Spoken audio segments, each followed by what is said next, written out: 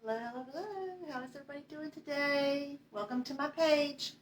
My name is Michaela Lekas, and I am from Paint Fixation in Middleburg, Florida. Welcome. When you come on, please say hello. Let us know where you're from, especially if you're new. Today, I am going to be talking about prep. What does it mean when paint companies say no prep? Is there really no prep paint? There are many theories as to what this means. And for me, no prep just means I don't need to strip it. Okay? The very most important thing that you need to do when you get a piece of furniture to paint it is to clean it. I'm going to show you on this piece why that's so important. When I paint, I think that no prep, when you don't need a primer, but you need to clean it, you don't need to strip it, but cleaning is prep. The definition of prep is to get something prepared for something. Hi, Linda. If you're going to prepare your piece of furniture for paint, you need to clean it. That's prepping it. You may not need to strip it. Hey, Kate. It's rare that you have to strip it unless it's been pre-painted or you want to stain. Like up here on this, I stripped this with my Surf Prep sander so that I can stain this. That is a form of prep. I don't want to strip this because I'm painting it. I don't need to strip it. But this piece was in perfect condition. There is no veneer coming off of this piece. There are no places that are loose. There are no places that I'm going to have to glue or nail or mold or mud. I mean, it's one of those pieces that I got that I thought, this is going to be a very quick flip. I'm going to give it a quick clean. I'm going to paint it a simple color, and I'm going to be done with it. But no, that's not true. I started to clean this piece. And, hey, Wendy! I started to clean this piece, and this is what's happening. This is clean. This is the original. Okay, I did not, thank you, honey. I did not sand this. This is just whatever foolishness was put on here is just coming off. And I'm going to show y'all what I mean. So I thought that this, if you can see, I'm going to pull you up closer. If you can see up in here, doesn't it? It looks like it's just all scratched up. So I was thinking, okay, I might have to do a little bit of sanding. I might have to sand, if there's any scratches or grooves in there. Sometimes I'll mud them. Sometimes I'll leave them if I like the character it gives. But sometimes I will sand out small scratches and stuff just if they don't look like they're natural, like if they look like a kid. Actually, let me show you. I don't know if y'all will be able to see this. This is what I mean by not natural scratching. Okay? I hope y'all can see this. I just remember this was here. I'm going to try and get you an angle. Can y'all see this right here? This says, help me. Literally scratched into the wood. Help me. I'm assuming this was in a kid's room. Maybe they were in trouble. I don't know.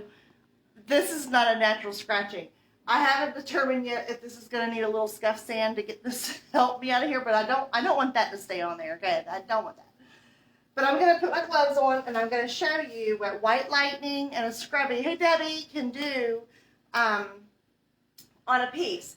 When I originally started, let me show you the rags. So these are the rags, okay, that I've been using. Actually, this is just the 3. I've got like 5 like this, but okay. So this is only from this piece, okay.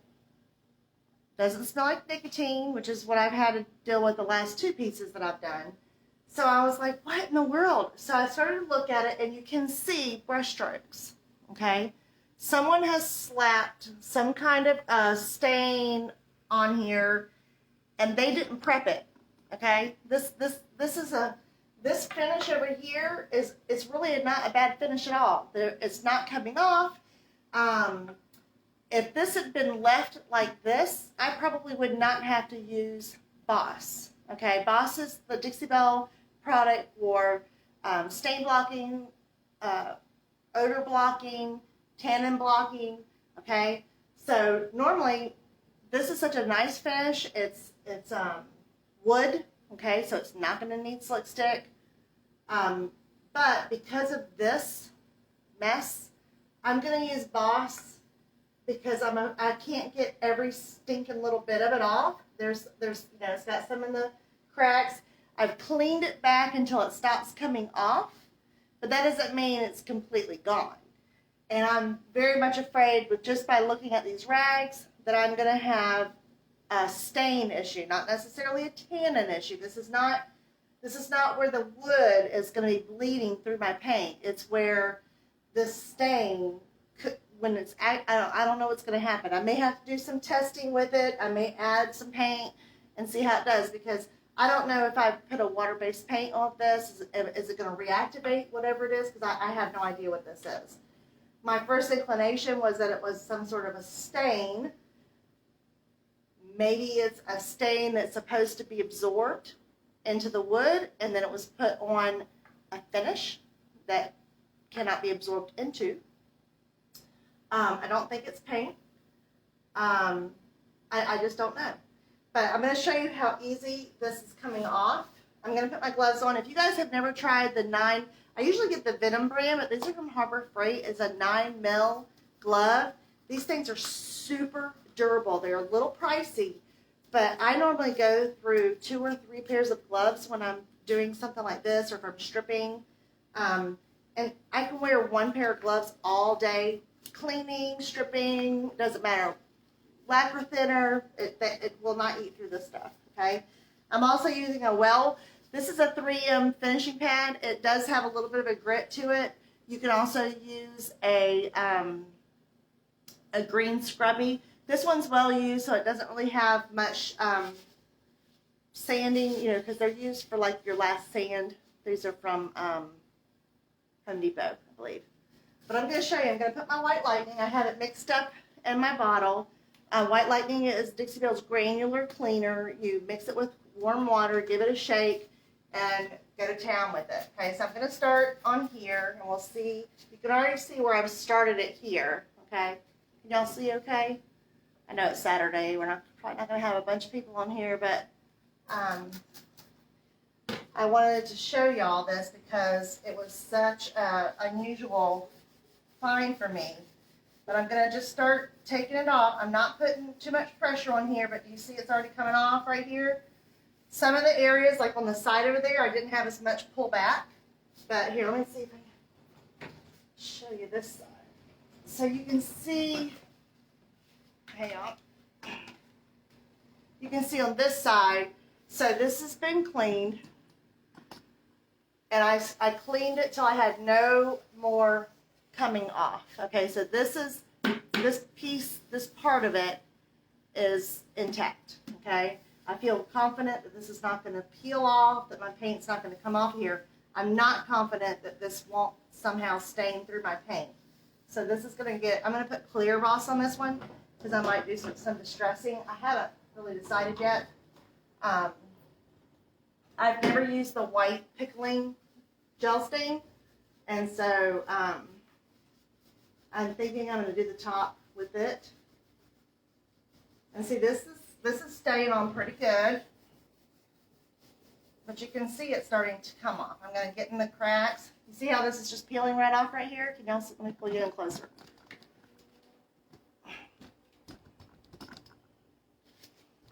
Slow it down some. Okay, so right in here, we have got some just peeling back. If I had put paint on this finish, there is a good chance that I would have had adhesion issues. You see this? Okay, I'm going to add a little bit more of the White Lightning, just so I have some cleaner on there. You see that? Look at that. This is not what I expected would happen. I thought that I would get this piece and it would be like this. I would take it and I would clean it and I would wipe it and I'd be done. That is not what is happening. I'm having to use a little bit of elbow grease in parts of it. But you see how it's coming off? This is why I kind of, I don't really personally like the no prep mantra when it comes to any paint company. It doesn't matter which paint company it is. I think that Dixie Belle paint is about the no prepest paint you can get. You know, as long as you don't have any issues like slickness, which even in that case, a lot of times you don't need slick stick if you properly put your paint on.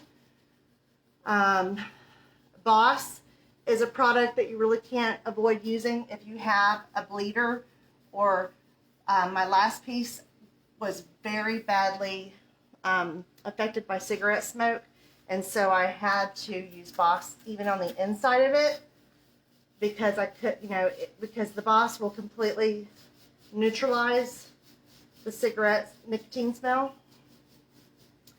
And I'm very sensitive to it, so it had to get bossed, which is nice when you have the clear boss because you can do, you know, parts of your piece that aren't going to get painted, you know, like the insides, the drawers, that kind of stuff, and then the smell is gone, but you don't have, it's not white, you know, it's clear.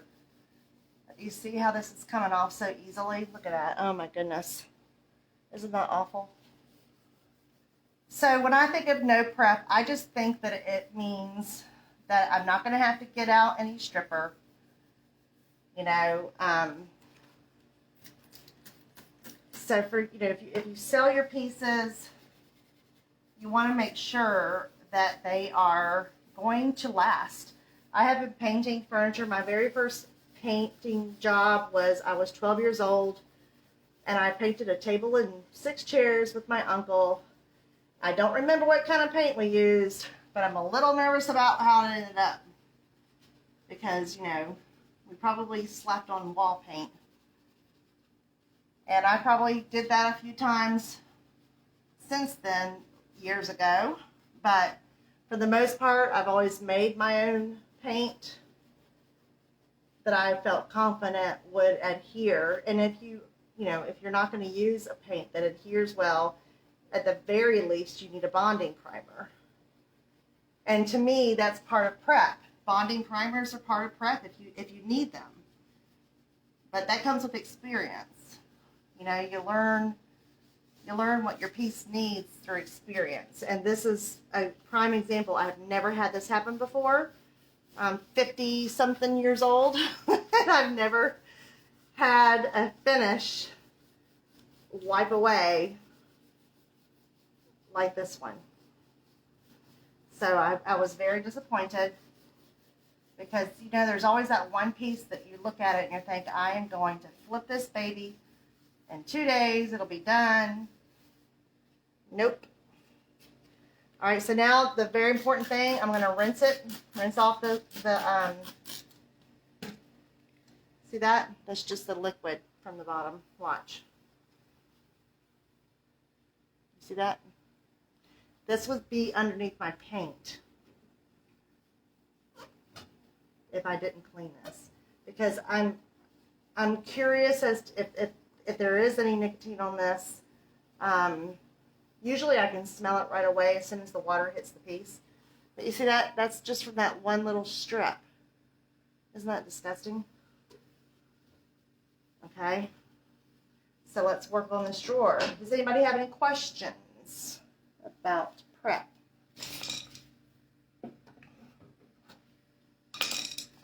If you are not familiar with White Lightning is a lifesaver. This stuff is amazing.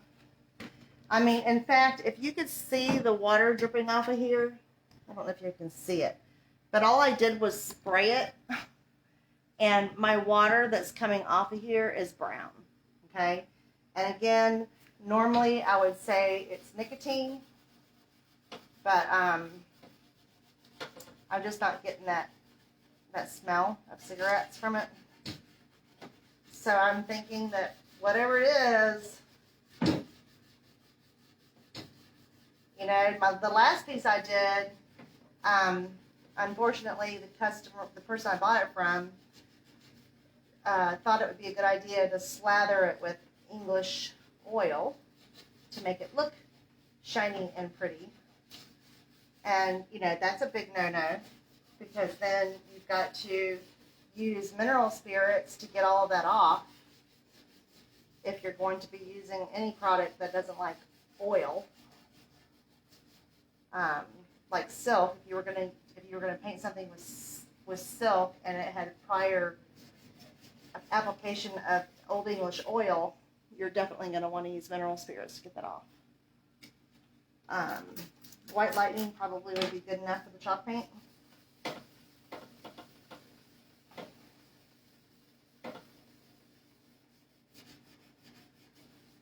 But this is just not what you want under your paint. If it, and if it stops coming back like on the side I showed you, then I feel confident it's not going to come off. But if all I have to do is rub it and I can see that it's coming off, I'm just going to have to keep going. And the reason I'm not sanding this off is because it's not clean. If this is coming off with just rubbing it, I don't know how much of this is dirt and oils, and I don't want to sand that into my wood. My arm is going to be tired.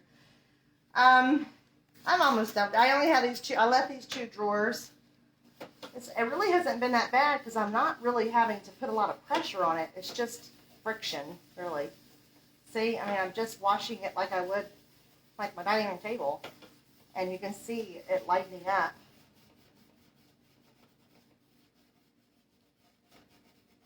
And I'm getting in the crack there. And if I distress this, this dark crack here doesn't bother me because it will just add to the distressed look. But I don't have to worry about the paint, peeling off that area. You can even see the shape.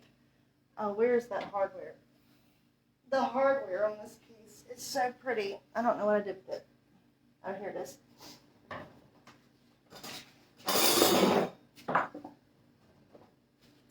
Look at this. Isn't that pretty?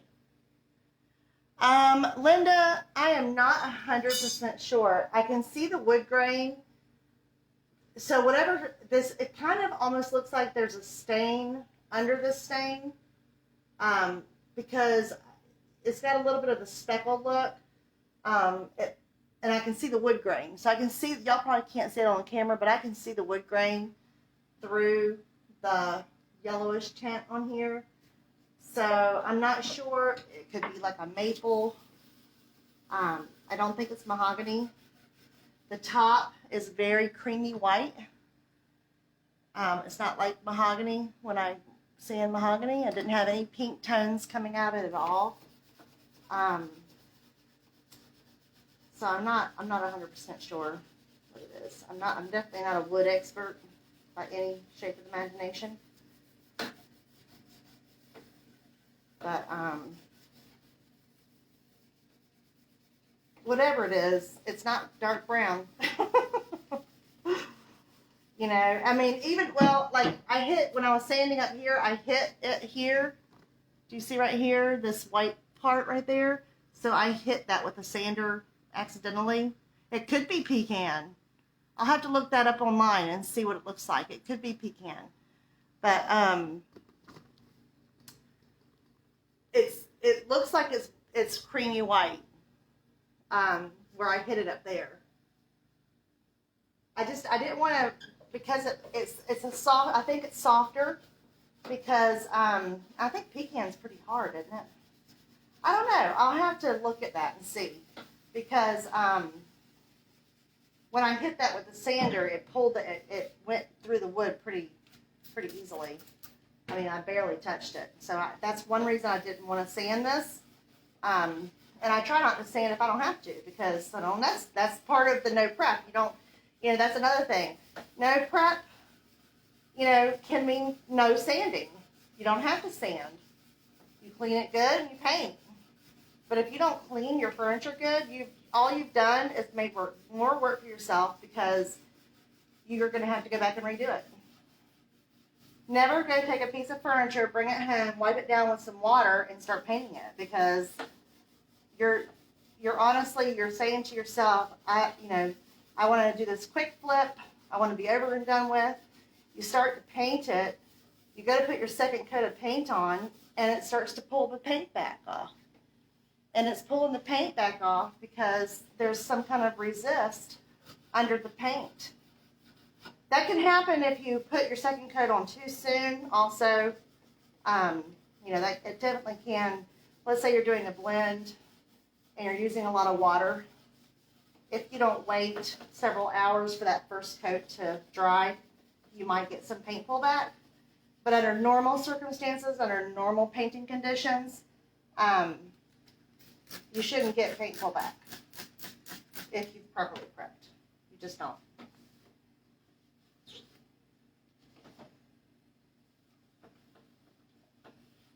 I mean, it's pretty. This is where the handles were. So it kind of looks like they definitely put whatever it was on without the handles on. And see? It's just gross. So anyway, that's my quick live for today. I might actually come live later. I'm going to be starting this baby over here. So this is a Bombay. My first one I've ever been able to get a hold of. They're not very common around here. But it's got some pretty curves on it. And I've added a woodgie bend there.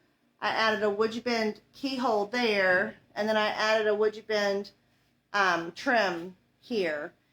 I don't think I'm going to put one here. I think once it's painted, it will all come together. I think if I put another one there, it might look too busy. Because I think I'm going to be doing a little slight blend on it. I think I'm going to go dark on the bottom and then light up to the top.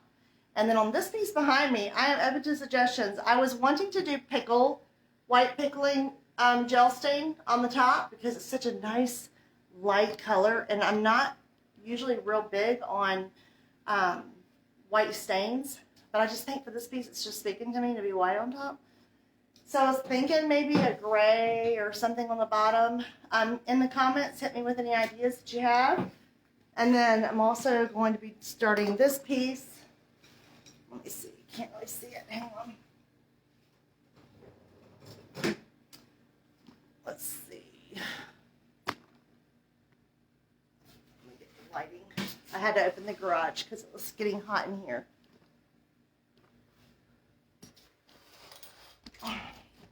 This is just a little piece that I picked up. I can't see what y'all are seeing.